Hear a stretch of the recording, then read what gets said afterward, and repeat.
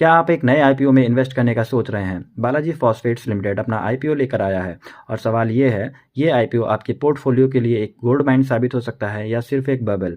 इस आईपीओ का हर एक एंगल हम एनालाइज करेंगे, कंपनी का business model, financials, risk factor और सब कुछ, ताकि आप एक इन्फॉर्म्ड डिसीजन ले सकें। दोस्तों, welcome to trade to earn. मैं हूं विजय और आज हम बात करेंगे बालाजी फॉस्फेट्स लिमिटेड के आईपीओ के बारे में। इसका रिव्यू करेंगे, इसके प्रोज और कॉन्स को देखेंगे और सबसे बड़ा सवाल, इस आईपीओ में पैसा डालना चाहिए या फिर नहीं। चलिए बिना टाइम वेस्ट किए हुए शुरू करते हैं आगे की वीडियो। तो सबसे पहले बात करते हैं कंपनी के ओवरव्यू की। बालाजी फॉस्फेट्स लिमिटेड एक फर्टिलाइजर मैन्युफैक्चरिंग कंपनी है जो सिंगल सुपर फॉस्फेट्स, एनपीके और जिंक सल्फेट जैसे प्रोडक्ट को बनाती है। ये फर्टिलाइजर्स एग्रीकल्चर सेक्टर्स के लिए बहुत ज़्यादा इसेंशियल होते हैं, जो डिमांड को लॉन्ग टर्म सस्टेनेबल बनाता है।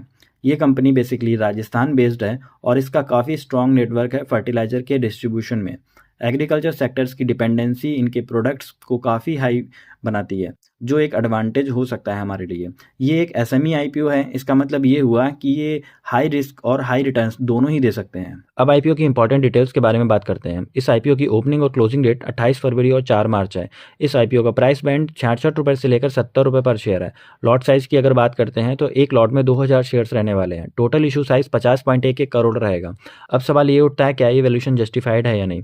अगर हम कंपनी के फाइनेंशियल्स की तरफ देखें तो फिर सबसे पहले बात करेंगे रेवेन्यू ग्रोथ की। कंपनी का जो रेवेन्यू है वो 2021 से लेकर 2024 तक कंसिस्टेंटली ग्रो किया है, जो हमारे लिए एक अच्छी बात है।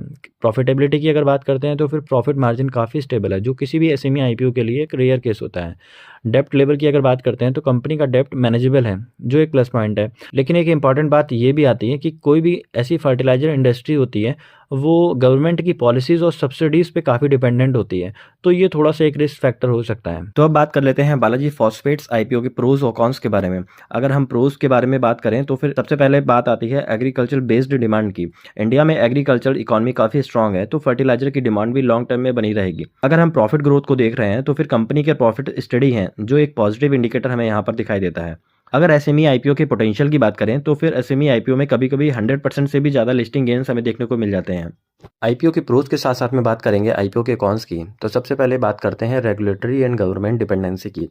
गवर्नमेंट पॉलिसीज और सब्सिडीज का इम्पैक्ट कंपनी के ऊपर डायरेक्टली पड़ सकता है। फर्टिलाइजर इंडस्ट्री में कोरोमंडल इंटरनेशनल और चंबल फर्टिलाइजर जैसे बड़े प्लेयर्स ऑलरेडी मौजूद हैं, तो इस आईपीओ को हाईली कंपटीशन मार्केट देखने को मिल सकता है। अगर हम बात करते हैं एसएमई आईपीओ के लिक्विडिटी रिस्क की, तो एसएमई स्टॉक्स में लिक्विडिटी ऑलरेडी लो ही रहती है, तो एग्जिट स्ट्रेटजी थोड़ी सी रिस्की हो सकती है। अब सबसे बड़ा सवाल, क्या इस आईपीओ में अप्लाई करना चाहिए या फिर नहीं। अगर आप लिस्टिंग गेन्स के लिए जा रहे हैं तो चांसेस अच्छे हैं कि ये आईपीओ अच्छा परफॉर्म करे। एसएमई आईपीओस में डिमांड हाई होती है, तो ये सेक्टर काफ़ी स्ट्रांग है।